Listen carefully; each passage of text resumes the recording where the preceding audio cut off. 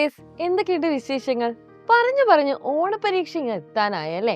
നിങ്ങൾ എൽ പിയിൽ നിന്ന് മാറി യു പിയിലേക്ക് കടന്നിട്ട് ആദ്യമായിട്ട് എഴുതാൻ വേണ്ടി പോകുന്ന എക്സാമാണ് ഓണപരീക്ഷ എന്ന് പറയുന്നത്.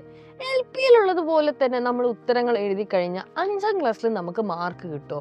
ഈ ഒരു കാര്യം നിങ്ങൾ എപ്പോഴെങ്കിലും ചിന്തിച്ച് നോക്കിയിട്ടുണ്ടോ? നമ്മൾ കുറച്ചധികം കാര്യങ്ങൾ പഠിക്കാൻ വേണ്ടി പോകുന്ന ഒരു വർഷമാണ് 5ാം ക്ലാസ് എന്ന് പറയുന്നത്. ഇതുവരെ നിങ്ങളെല്ലാവരും കുഞ്ഞു മക്കളാണ്, കുഴപ്പമില്ല, അക്ഷരത്തെറ്റുണ്ടായാലും ഒക്കെ നിങ്ങൾക്ക് മാർക്കൊക്കെ തന്നിട്ടുണ്ടായിരുന്നു. പക്ഷെ ഇനി വളരും തോറും അങ്ങനെയൊന്നും ആയിരിക്കത്തില്ല, കുറേ മാറ്റങ്ങൾ ഉണ്ടാവും.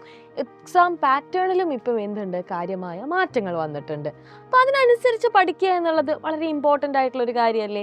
5ാം ക്ലാസ്സിൽ നമ്മുടെ 2ാമത്തെ ബേസിക് സയൻസിലെ ചാപ്റ്റർ നമ്മൾ ഇമ്മ്യൂണിറ്റി, രോഗപ്രതിരോധ ശേഷിയെക്കുറിച്ച് ഡിസ്കസ് ചെയ്യുന്നുണ്ട് അല്ലേ?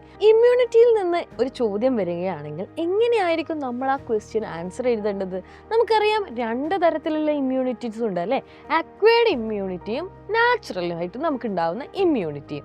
അപ്പോൾ ഇതിനെക്കുറിച്ച് രണ്ടും നമ്മൾ എഴുതണമല്ലോ. അപ്പോൾ ഇങ്ങനെ ഓരോന്നിലും സബ്ബായിട്ടുള്ള സ്പെസിഫിക് ആയിട്ടുള്ള കുറച്ച് പോയിന്റുകളും കാര്യങ്ങളും ഒക്കെ ഉണ്ടാവും.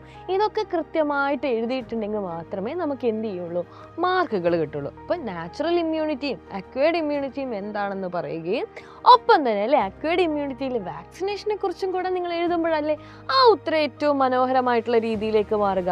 അപ്പോൾ ഇത്തരത്തിൽ ഓരോ കാര്യങ്ങളും, ഇതിപ്പോൾ ഒരു സബ്ജക്റ്റിൻ്റെ കാര്യം മിസ് പറഞ്ഞത്, ഇങ്ങനെയുള്ള ഓരോ സബ്ജക്റ്റും വ്യക്തമായിട്ട് നമുക്ക് പഠിക്കണ്ടേ? അതിന് നിങ്ങളെ ഹെൽപ്പ് ചെയ്യുന്ന ബാച്ചാണ് നമ്മുടെ പൃഥ്വി ബാച്ച് എന്ന് പറയുന്നത്. പൃഥ്വി ബാച്ചിലേക്കുള്ള അഡ്മിഷൻ ഓൾറെഡി സ്റ്റാർട്ട് ചെയ്തിട്ടുണ്ട്. മക്കൾക്ക് ആർക്കെങ്കിലും ജോയിൻ ചെയ്യാൻ താല്പര്യമുണ്ടെങ്കിൽ താഴെ കാണുന്ന നമ്പറിൽ കോൺടാക്ട് ചെയ്യുക. അടിപൊളിയായിട്ട് നമുക്ക് പഠിക്കാം.